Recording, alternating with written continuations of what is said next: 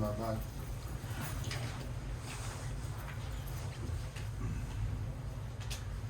إنا نحن نزلنا الذكر وإنا له لحافظون. وقال عليه الصلاة والسلام إن الله عز وجل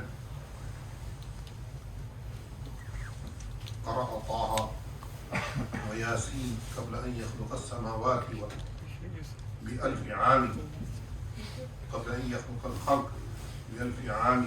فلما سمعت الملائكة القرآن قالت طوبى لأمة ينزل عليهم هذا، وطوبى لأجواف تحمل هذا، وطوبى لألسنة تنطق بهذا. وقال عليه الصلاة والسلام خيركم من تعلم القرآن وعلمه. وقال عليه الصلاة والسلام من قرأ القرآن ثم رأى أن أحدا أوتي أفضل مما أوتي فقد استصغر ما عظمه الله تعالى. ما من شيء أفضل منزلة عند الله تعالى من القرآن، لا نبي ولا ملك ولا غيره. My dear brothers and sisters in Islam,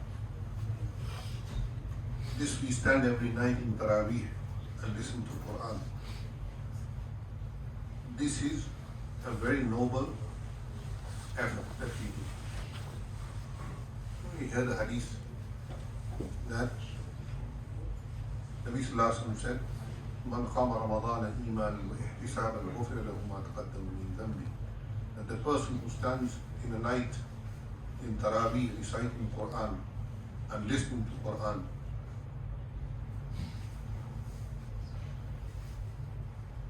and he has hope that Allah will reward him. Ihtisaban. Allah forgives all his sins. And in these ahadith that have been mentioned just now, that the person, when Allah Ta'ala made the heavens and the earth, Allah recited Surah Taha. Surah Taha is in the 16th juz. Taha ma anzalna alayka al-Qur'an litashqa illa tadhkiratan liman yakhsha tanzilan mimman khalaqa al-arda was-samawati al-'ula ar-Rahmanu 'ala al-'arshi istawa. And Allah Jalla Jalaluhu read Surah Yasin, Yasin wal Qur'an al-Hakim innaka lamina al-mursalin ala siratin mustaqim. This was before he created all this.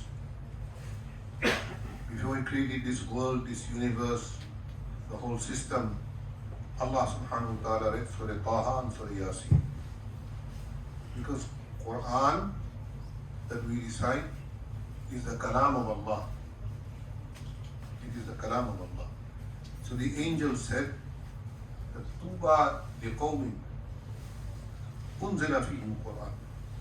That glad tidings are to those people who Quran will be revealed to. Any the Ummah or Rasulullah. And glad tidings to the people who will recite the Quran. And Tuba liman kana fi jawfihi Quran. And glad tidings are to the people who will have Quran in their hearts.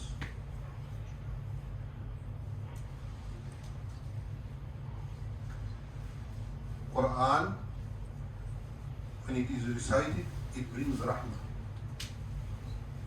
We don't see it because we don't have the eyes and the gaze to see it. Because our gaze is full of sin.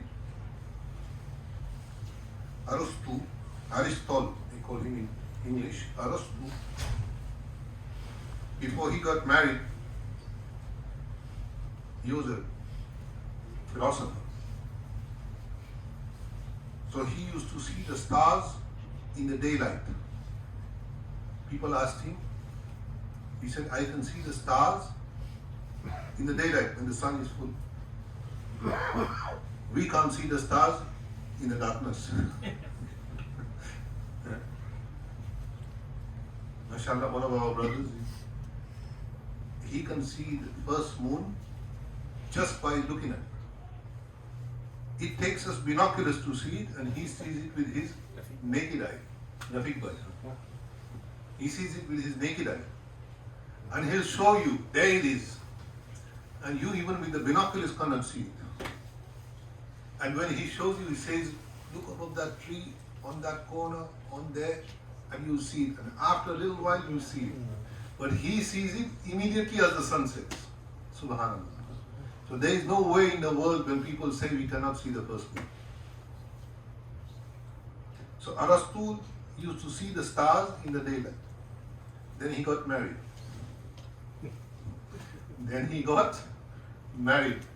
After marriage, they asked him, now can you see the stars? He said, they faded now.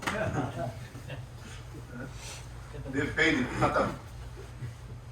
So a man is a man until he gets married. After he gets married, he's not a man anymore. He's a man. Who are jail?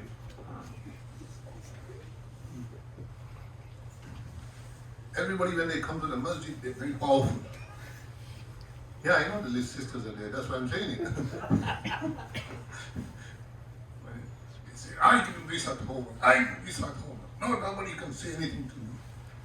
And they say, in the next room, the sister is sitting there. You just have to mention the brother's name. I didn't say anything, because others were saying.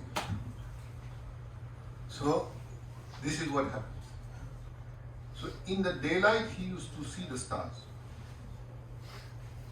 So, the Quran, when somebody recites it, we cannot see it, but Allah has given power to some who can see the rahmah coming down.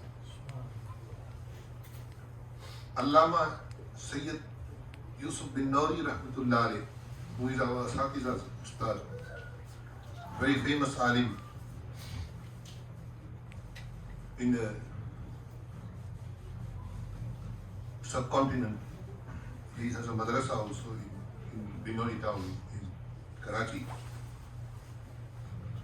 Hazrat bin Nuri in his forefather, Hazrat bin Nuri is from the Sadat, he is from the Awlad of Rasulullah. So above, Sayyid Adam bin Nuri is one of his forefathers. Sayyid Adam bin Nuri had not learned the Quran how to recite it. Because at that time there were very few people who could recite Quran maybe, or something like that. But when he used to sit in a majlis and somebody used to recite Quran and somebody else would recite hadith or fiqh, he would say this man is reciting Quran and this man is reciting hadith and this person is reading fiqh. He said, how do you know? Because in Arabic everything seems the same. If I read a share to you, you will know if I'm reading Quran or if I'm reading share. هوايا معك باليمانين مضيد جنيب وجسماني بمكة موثق. This is a share. والنجم إذا هوى ما ضل صاحبكم وما غوى وما ينطق عن الهوى إن هو إلا وحي يوحى. This is Quran. So he would tell you, he was not Hafiz of the Quran, he did not recite Quran, he didn't know Quran, but he can tell you if you are reading Shair in Arabic or if you are reciting Quran in Arabic. So they asked him, how do you know? So he said, when the person is reciting Quran, I can see the angels coming down with the nur. So when you stand in Taraweeh with us and you listen to Quran, don't think you will not get nothing for this. Oh, this is boring. These guys are reading and reading and reading and reading. They don't know at all. First 8 rakats are quite long. Don't worry, inshallah, when we have Qiyamul Layl, then you come. 1 hour, 2 rakats. So this is the fazilat of Quran. That the Quran, where it is recited, Allah's rahmat comes. Those who are there, Allah's rahmat encompasses them also. Those who recite it, Allah's rahmat encompasses them also. Those who listen to it, Allah's rahmat encompasses them also. So when you are in Taraweeh, listening to the Taraweeh, don't think that this is... No, every letter that is read, as the Imam reads, the one who is reciting the Quran, the ajr he gets, you also will get the same ajr. Nothing less. Because for him, he doesn't have to stand there and listen, because he's reciting. But for the person who's not reciting, it can become a little bit of a burden. So, Abdullah ibn Masud radiallahu ta'ala anhu once was behind Rasulullah sallallahu alayhi wa sallam in Tahajjud Salah once, and Nabi sallallahu alayhi wa sallam started Surah Fatiha and then Surah Baqarah. So Abdullah ibn Masud said, I thought after Surah Baqarah finishes, he will go into Ruku'. Nabi sallallahu alayhi wa sallam started Surah Ali Imran. He said, I thought when Ali Imran finishes, he will go into Ruku'. Then Nabi sallallahu alayhi wa sallam started Surah An-Nisa. When he finished Surah An-Nisa, that's 5.5 juz nearly. Abdullah ibn Masud said, then I thought I better sit down now. So he sat down. So this is, we cannot stand for 1 hour becomes a burden upon us. And that's once a year. We have 30 nights, 29 nights. And we think this is a burden. So imagine those who used to recite one Quran daily. Imam Abu Hanifa rahmatullahi alayhi, for 40 years he recited Quran. Why? Why did he recite Quran for 40 years? Because once he was walking with one of his students, so somebody he said, Hada Abu Hanifa yaqra'u fi kulli laylatin al-Quran. He said, this is Abu Hanifa, and every night he recites one Quran. At that time Imam Sahib didn't used to recite one Quran every night. So he said, people think this about me, that I recite Quran every night. Now I should start. For 40 years, the rest of his life, he recited one Quran every night. This is the person who they criticize. Imam Shafi rahmatullahi alayhi, every Ramadan he used to recite 2 Quran every day. 2 entire Qurans every day. This is not that they weren't busy. They were more busy than us. Imam Ahmad rahmatullahi alayhi was asked that how many times have you seen Allah subhanahu wa ta'ala in your dream? Imam Ahmad rahmatullahi alayhi said, I have seen Allah subhanahu wa ta'ala 99 times in my dream. And I have done kalam with Allah. You can't do kalam with Allah living, but you can do kalam with Allah in your sleep, in your dream. And then if you're Imam Ahmad, it's something else. On his death, when Imam Ahmad rahmatullahi alayhi died, 125 or 150,000 people were in his janazah. 25,000 Jews accepted Iman just from looking at the janazah of Imam Ahmad. Imam Malik rahmatullahi alayhi used to finish everything, teaching hadith, everything in Ramadan. His whole thing in Ramadan was just reciting Quran 24 hours. These people didn't sleep. They weren't like us. They were Ajib people. They were Ajib people. And we want to criticize them. What do we have? We have nothing. So Imam Ahmad rahmatullahi alayhi asked Allah subhanahu wa ta'ala that when is a person most closest to you? So Allah subhanahu wa ta'ala replied, O Ahmad, when he recites my kalam, he is the most closest to me. So Imam Ahmad, Allah give him jazai khair, he asked this question, that if he understands the Quran, is he close to you? Even if he doesn't understand and recites Quran, he's close to you. Allah subhanahu wa ta'ala said, if he understands Quran and recites, he's close to me. And even if he doesn't know the meaning of the Quran, but he recites the kalam, my kalam, he's close to me. Wow.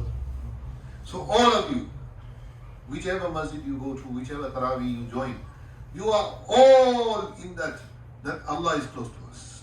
Wow. At the time when we're reciting Quran, those who are huffaz, and those who are non-huffaz, when they're listening to the Quran, Allah is with them. Not only in Tarawih, Salah, anytime we open the Quran, the kalam of Allah, and we start reciting, Allah subhanahu wa ta'ala is with us. In the house, the Quran is recited frequently. Inshallah, no jinn, no bhoot, nothing will come. But if the house where Quran is not recited, then everything will come. So Quran is the tiryaq.